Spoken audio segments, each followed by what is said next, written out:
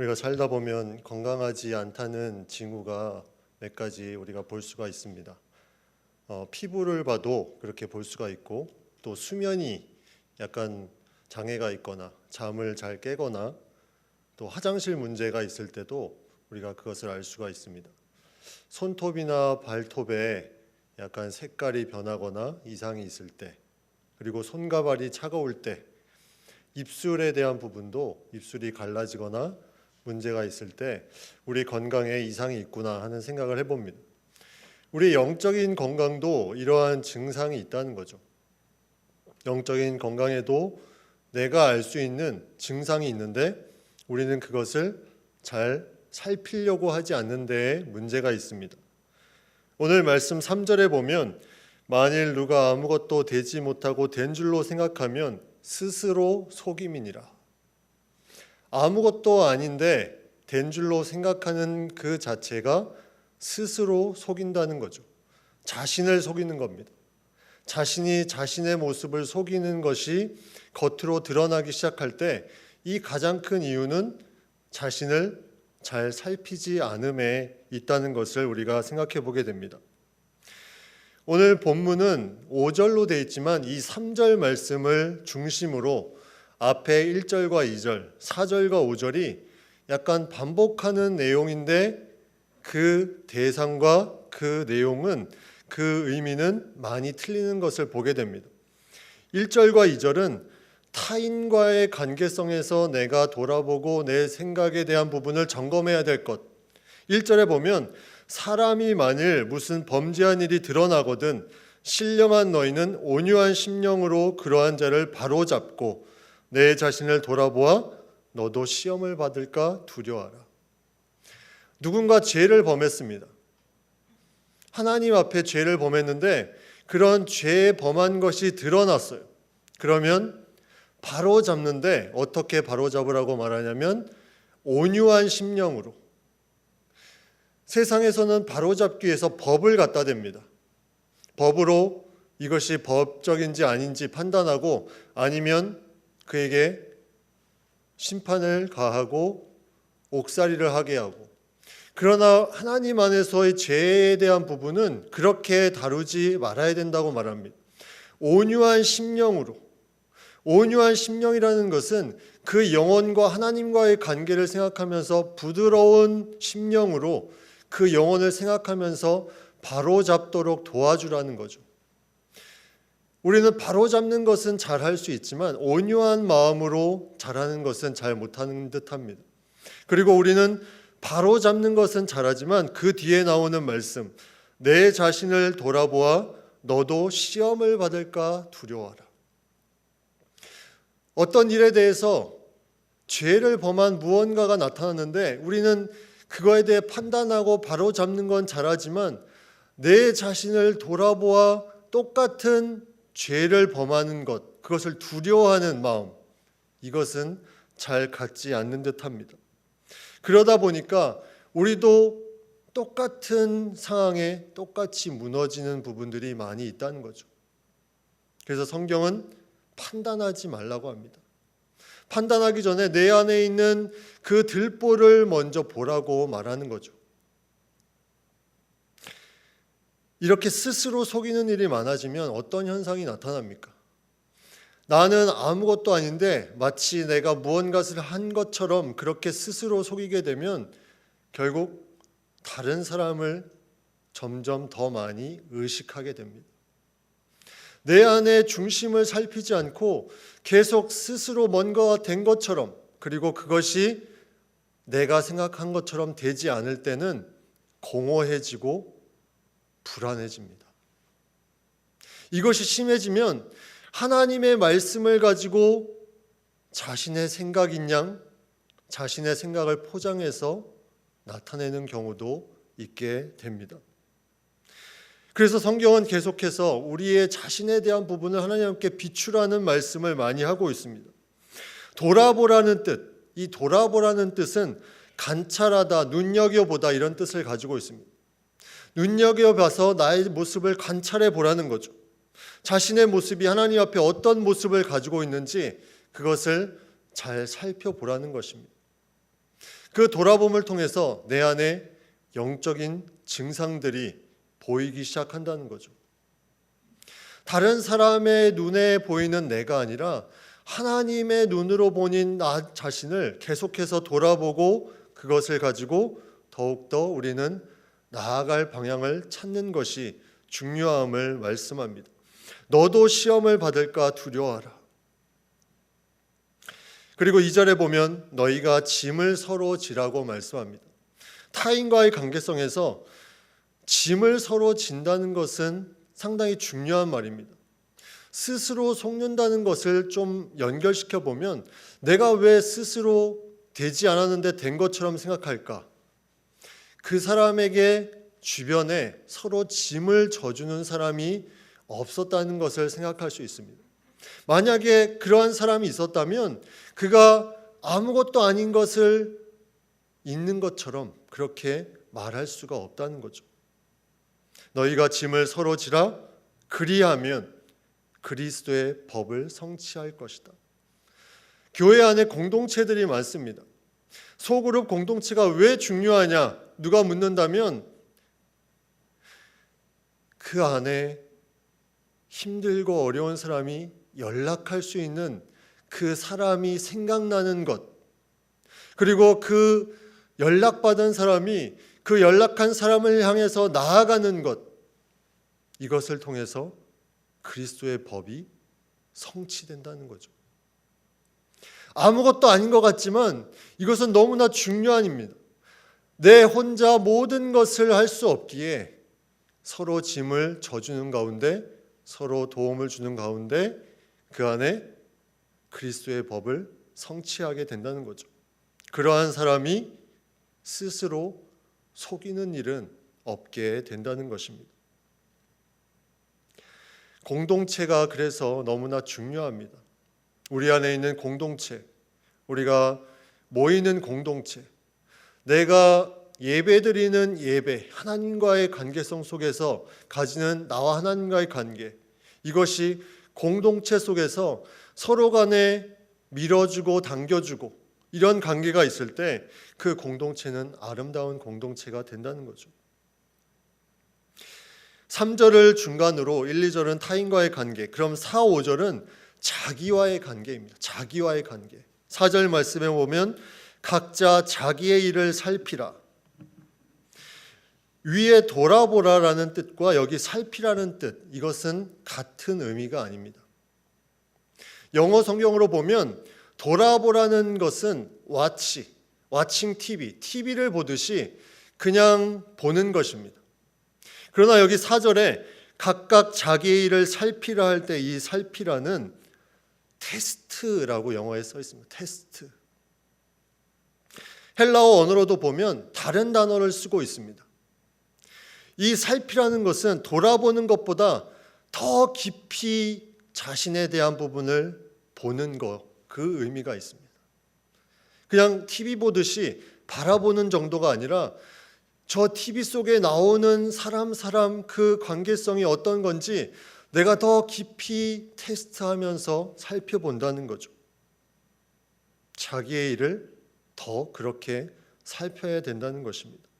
그리하면 자랑할 것이 자기에게만 있고 남에게는 있지 않을 것이다. 이 말은 약간 이해하기 어려운 말씀입니다. 이것을 다른 좀 쉽게 풀이된 성경으로 보면 이렇게 되어 있습니다.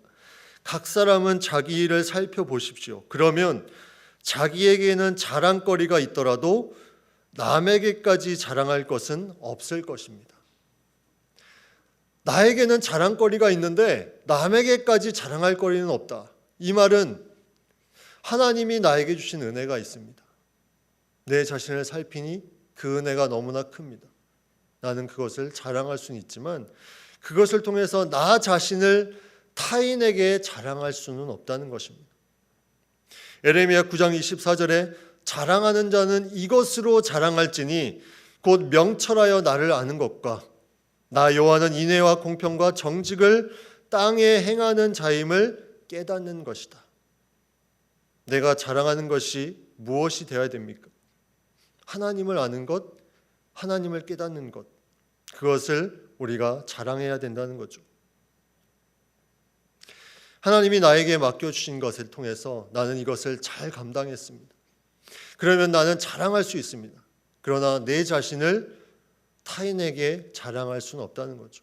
하나님이 하신 것, 하나님을 아는 것, 하나님을 깨닫는 것, 그것을 우리가 자랑할 수 있다는 것입니다.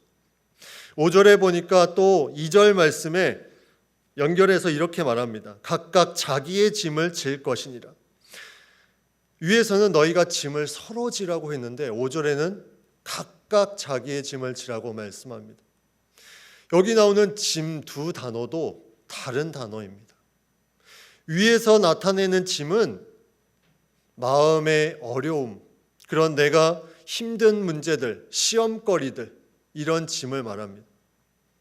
이것은 서로 간에 함께 나누면서 질 수 있는 부분들이죠. 그런데 밑에 있는 짐은 내가 하나님께 받은 사명입니다. 내가 하나님께 받은 것, 그것을 잘 지라는 거죠. 무엇을 통해서? 자기를 살펴나감을 통해서. 살펴나간다는 것은 이처럼 중요하다는 거죠. 타인과의 관계 속에서 또 내 자신과의 관계 속에서 더욱더 많이 살펴서 내가 어떠한 부분으로 하나님 앞에 가까이 나아가야 되는지를 우리에게 말씀해주고 있다는 것입니다. 그렇다면 구체적으로 내가 살펴야 될 것이 무엇이 있을까? 첫 번째는 하나님의 선물입니다. 하나님의 은혜. 내가 하나님으로부터 받은 선물을 살펴야 된다는 거죠. 우리는 기억력이 그렇게 좋지가 않습니다. 그래서 많은 은혜를 받았음에도 어느 순간 그 은혜를 망각하고 불안하고 두려워합니다. 말씀으로 선물을 주시고 은혜를 주셨는데 그 말씀을 마음속에 새기지 못하고 다시 똑같은 일에 넘어지는 연약한 존재라는 거죠. 우리는 이 부분을 살펴야 됩니다. 내가 하나님 앞에 어떤 부분으로 나아가야 되는지 이 부분을 잘 살펴야 된다는 거죠. 저희 아이들이 어릴 때 선물을 이제 줍니다. 제 생일 때 선물을 주는데 그때 어떤 선물을 주냐면 자기 손으로 쓴 편지, 그리고 만들기를 많이 하잖아요, 애들이. 자기가 만들어서 그냥 주는 선물. 그런데 그 선물은 어디서도 구할 수 없는, 어디서도 살 수 없는 너무나 귀한 선물이에요. 그 선물은 그게 볼품이 없을지라도 그 의미를 보면 너무나 자신에겐 귀한 선물입니다. 하나님이 우리에게 주신 선물도 마찬가지죠. 다른 사람에게 살 수 없는, 어디서 구할 수 없는 나에게 주신 그 고유한 선물, 이것이 가장 귀한 것이라는 거죠. 바울은 고백합니다. 고린도전서 15장 10절 말씀, 우리 화면에도 나오는데 고린도전서 15장 10절 말씀 같이 한번 보겠습니다. 그러나 나의 나된 것은 하나님의 은혜로 된 것이니 내게 주신 그의 은혜가 헛되지 아니하여 내가 모든 사도보다 더 많이 수고하였으나 내가 아니요 오직 나와 함께 하신 하나님의 은혜로라. 하나님의 은혜라고 고백합니다. 나의 다 된 것은 하나님의 은혜다. 내가 계속 살펴보았더니 하나님의 은혜밖에 고백할 것이 없다는 거죠.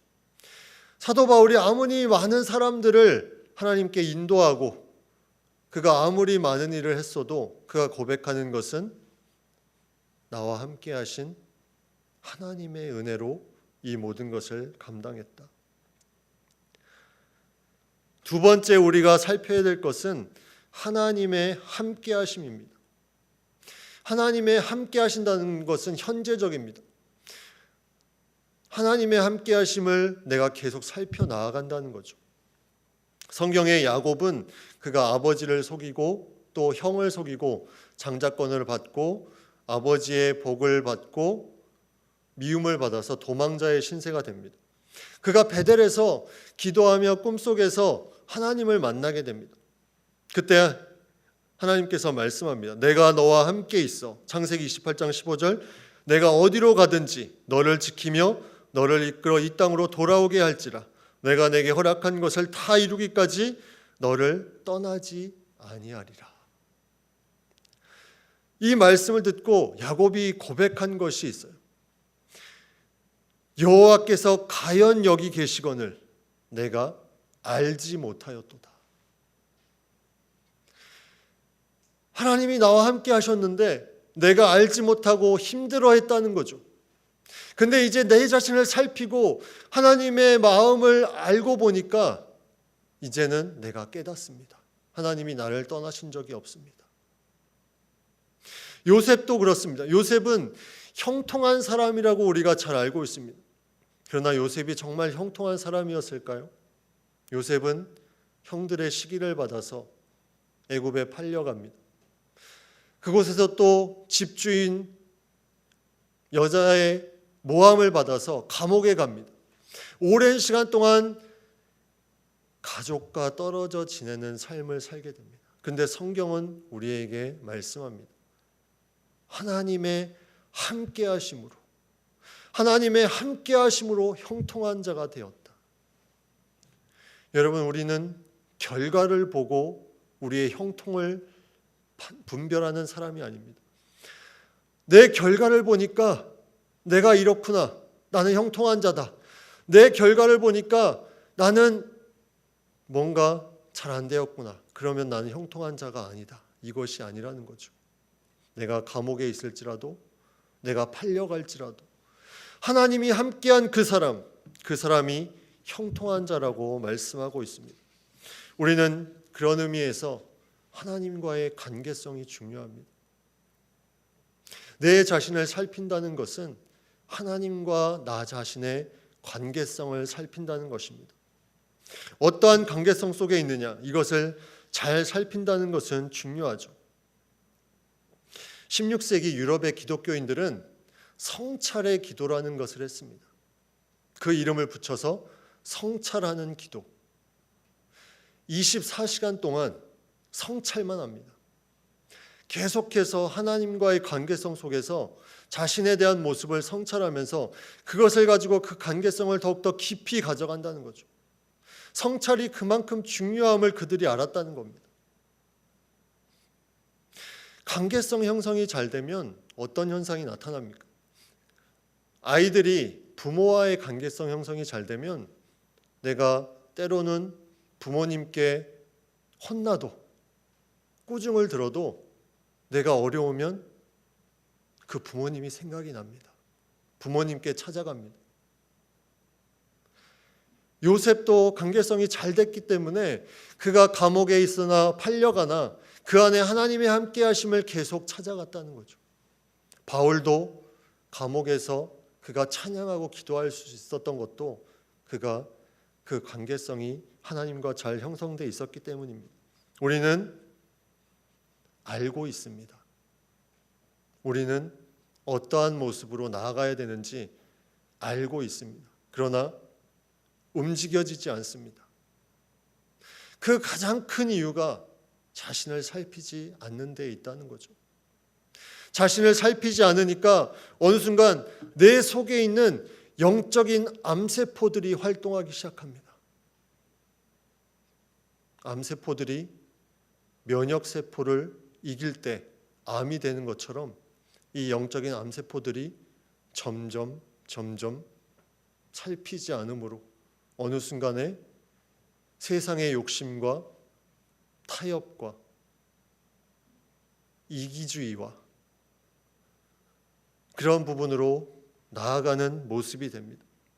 내 안에 하나님의 함께하심의 정상세포가 있는데 이것을 살피지 않으니까 영적인 암세포들이 꿈틀 되기 시작한다는 거죠. 다니엘은 그가 포로의 그런 어려운 상황에 있었지만 그가 사자굴 속에 던져질 위험이 있었지만 그 안에 계속 자신을 살피며 나아갔습니다. 하나님의 은혜를 기다리며 그가 나아갔습니다. 하루 3번 기도하면서 나아갔습니다. 하나님의 함께하심을 그가 잘 살피고 그것을 믿기 때문에 그렇게 할 수 있었다는 거죠. 사자굴이 두렵지 않았습니다. 세 번째 깊이 살펴야 할 것은 우리 안에 죄악된 모습입니다. 우리의 죄.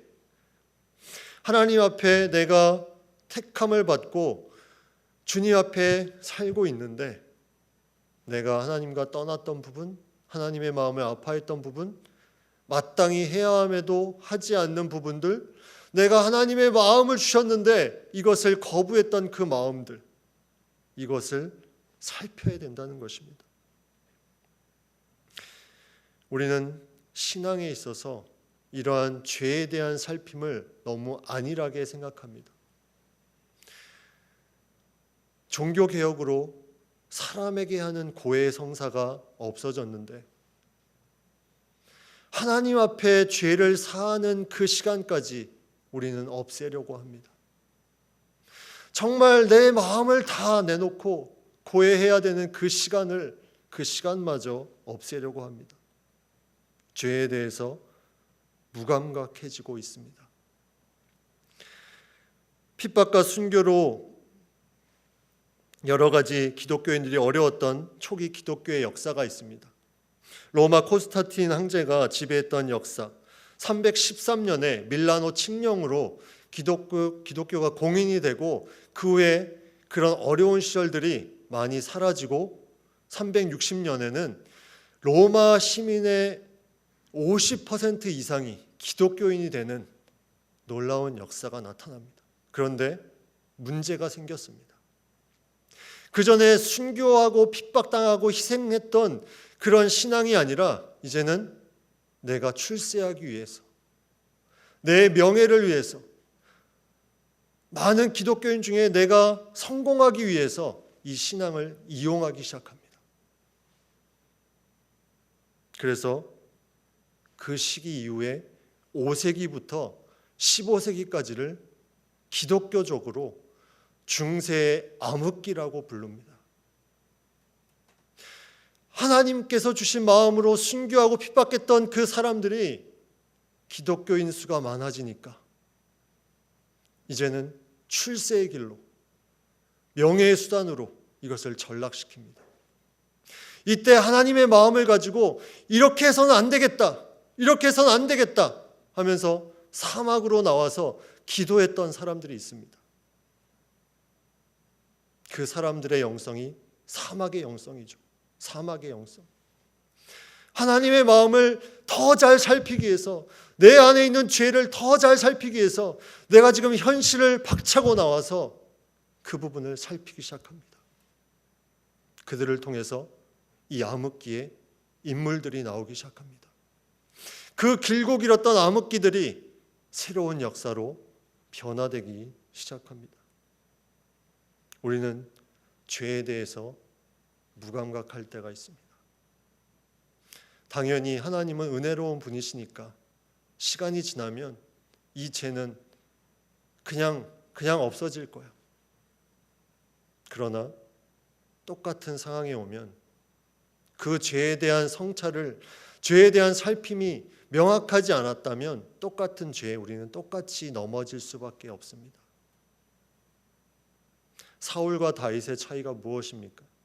사울은 그가 제사장 대신 제사를 드리고 모든 재물을 없애라고 했는데 아말렉과의 전쟁에서 얻은 모든 재물을 없애지 않고, 또 그가 어려움에 있을 때 그가 찾아간 사람이 신접한 여인이었습니다. 그 여인을 찾아가서 뭐라고 사무엘에게 부탁했냐면 내 죄를 없애달라고 말합니다.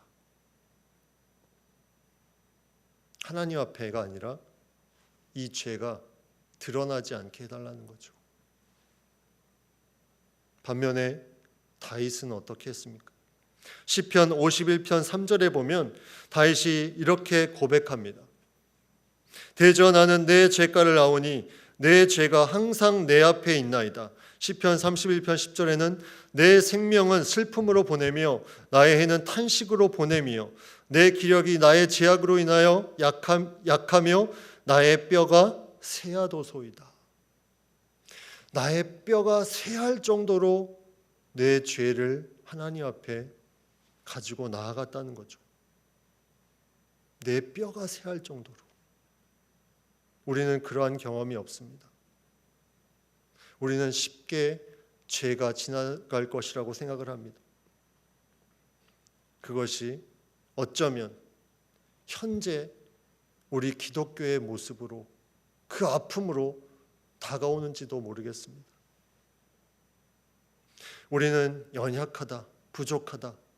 그래서 죄를 지을 수밖에 없다는 말을 많이 합니다. 그러나 다윗은 여호와는 나의 목자시니 내가 부족함이 없으리로다. 이렇게 고백을 했습니다. 우리가 어떠한 고백으로 나아가야 되는지, 우리는 죄인이지만 내가 하나님 앞에 능력을 받은 자로 어떠한 삶을 살아야 되는지 우리는 살펴볼 필요가 있다는 거죠. 영적 건강의 징후, 내가 정말 영적으로 건강한지 그렇지 않은지 우리가 깊이 살펴야 될 필요가 있습니다. 오늘은 2021년의 마지막 날입니다. 2021년을 맞이하면서 우리는 많은 것들을 생각하고 계획을 세웠을 것입니다. 그러나 그 계획 가운데 나를 살피는 계획이 있습니까? 나에게 주신 하나님의 선물, 나에게 주신 하나님의 함께하심, 나에게 내가 하나님 앞에 죄를 지은 그 부분들, 그 계획이 있습니까? 그 계획이 있을 때 우리는 하나님 앞에 하나님의 뜻 가운데 신실한 삶으로 살아갈 수 있을 것입니다. 환경과 사람과 형편에 따라서 불안하고 힘들어하는 존재가 아니라 내 자신을 살펴서 하나님이 나의 능력이 되시고 하나님이 나의 모든 것이 되시고 그것을 통해서 하나님께 온전히 나아갈 수 있는 그 모습을 하나님은 기다리고 계십니다. 우리 모두가 그러한 마음으로 자신을 잘 살펴서 하나님 앞에 귀한 존재로 우리가 발걸음을 내딛기를 간절히 축복합니다.